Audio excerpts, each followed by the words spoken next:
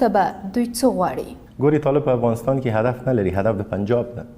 څنګه چې یو وارد ډاکټر صاحب نجیب په حکومت یې ونړول، ځکه موږ 6 لکه اردو درلودل، په سلهاو تیارې، ټانګونه، ټول وسایل بدبختانه د طالبانو پخوانی ورژن چې مجاهدین صاحبان دی.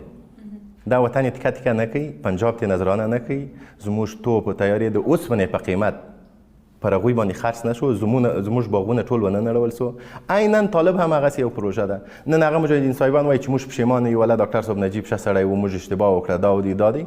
عینا هغه رقم نن د دوی د جهالت نه استفاده کیږي چې تاسو افغانستان آرامي ته مه پرېږدئ، تاسو مه پرېږدئ چې افغانستان یو قوي ځواک ولري، تاسو مه پرېږدئ چې افغانستان معرف ولري.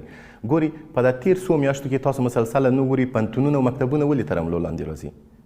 ځوانان په تیر 2 کلونو کې ګوري اول سر نه په تیر 15 کلونو کې طالبانو برنامه دا و چې قوري مشران یې وژل ټول، چې داسې د سر سړی پاتې نه چې پر هغه یو 10 کسه راټول وي چې به د افغانستان لپاره غږ پورته نه کړي.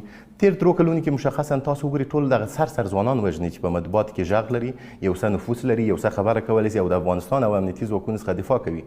دا په همدې معنا چې افغانستان په تاریکي کې پاتې شي، افغانستان په جهالت کې پاتې شي، د دې قشر نه بیریږي.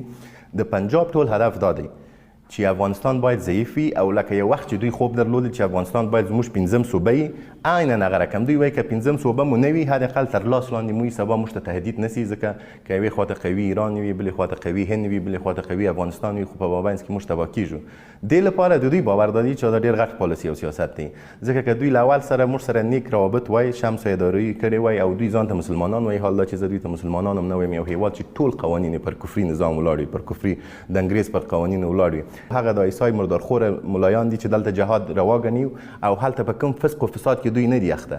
نو داسې یو هیواد په مقابل کې اصلا که یو چا غوښتی چې جهاد کړی وای، مزانو ته مسلمان ویلی وای، طالب که په واقعي ډول غواړي چې جهاد وکړي باید په پاکستان کې جهاد کړی وای. د سولې روانې پروسې ته به راشو، اصلي لوری کوم یو دی چې حکومت باید ډیر فوکس ورباندې وکړي او ډیر پاملرنه یې هغې ته وي؟ زما باور دا دی چې اصلي لوری ولس دی، ځکه وایي د خلکو زور د خدای زور دی. موږ په حکومت کې هم دا کار کوو چې ملي